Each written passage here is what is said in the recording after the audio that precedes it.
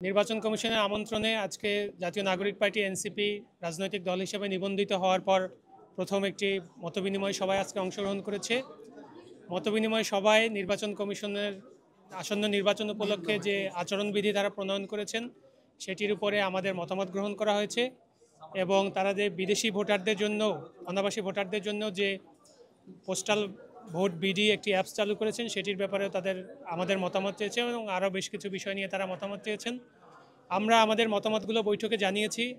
আমরা স্পষ্ট করে বলেছি যে বিধিমালা তারা প্রণয়ন করেছে এই বিধিমালা বাস্তবায়ন করার মতো সক্ষমতা, সদিচ্ছা এবং মেকানিজম এটি আসলে তাদের নাই। তারা পুরোপুরি অনুপস্থিত অবস্থায় তারা এই বিধিমালাটা প্রণয়ন করেছে এবং বিধিমালায় আপনারা নিশ্চয়ই দেখেছেন যে সেখানে বাংলাদেশের যে নির্বাচনী সংস্কৃতি রয়েছে, যেভাবে বাংলাদেশের মানুষ, পলিটিক্যাল পার্টিগুলো বাংলাদেশের মানুষের সাথে নির্বাচন উপলক্ষে সম্পৃক্ত হয়, সেই বিষয়গুলোকে উপেক্ষা করা হয়েছে। সেখানে পোস্টারকে একেবারে নিষিদ্ধ করে দেওয়া হয়েছে। শুধুমাত্র চট এবং পাটের তৈরি প্রচারণাপত্র ব্যবহার করার সুযোগ রাখা হয়েছে। আমরা বলেছি যে বাংলাদেশের যে ছাপাখানা, সেটির কতগুলো ছাপাখানা এই কাপড় বা চট বা পাটের তৈরি উপাদান দিয়ে প্রচারণা সামগ্রী প্রস্তুত করার জন্য তৈরি আছে, সেটিও একটি ভাবার বিষয় আছে।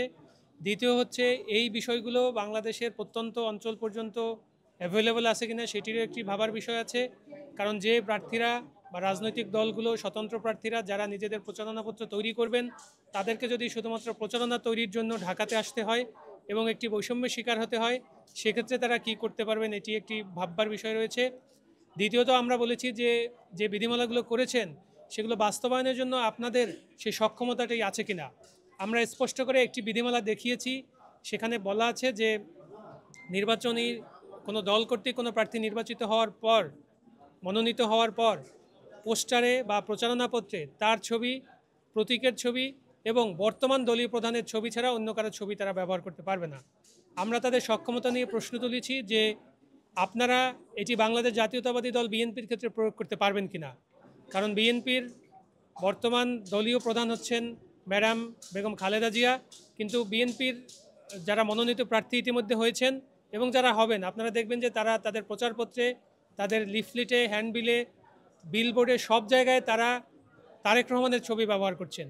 আমরা বলেছি এইটি আপনারা স্ট্রিক্টলি কিভাবে প্রয়োগ করবেন, এটি থেকে বিএনপিকে কিভাবে বিরক্ত রাখবেন, সেটি দ্বারা আপনাদের সক্ষমতা প্রমাণিত হবে এবং জনগণের কাছে আপনাদের জবাবদিহিতা সেটি পূরণ করার, সেটিকে জবাবদিহিতায় বাধ্য হওয়ার একটি ধাপ, একটি পরীক্ষা আপনাদেরকে তখন দিতে হবে।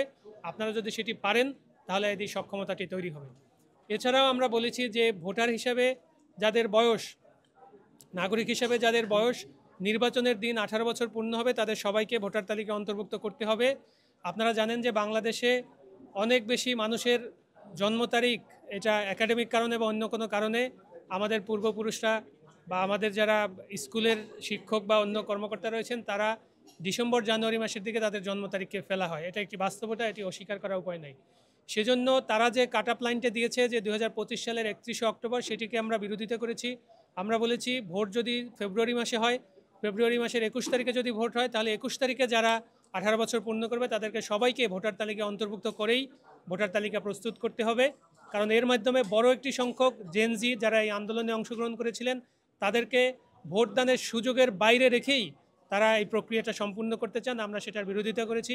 আমরা সবাইকে অন্তর্ভুক্ত করেই, এই জেনজিদের অন্তর্ভুক্ত করেই এই ভোটগুলো সম্পূর্ণ করার জন্য আমরা বলেছি।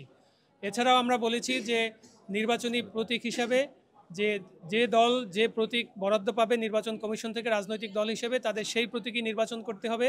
এর বাইরে জোটবদ্ধভাবে ধার করে অন্য কোনো মার্কায় নির্বাচন করার সুযোগ যেটা নির্বাচন কমিশন রাখেনি, সেটিতে যারা স্ট্রিক্ট থাকেন, সেটির মাধ্যমে জনগণ যে দলকে পছন্দ করবেন, যে প্রতীককে পছন্দ করবেন, জনগণের কাছে এই সুযোগটি প্রদান করতে হবে।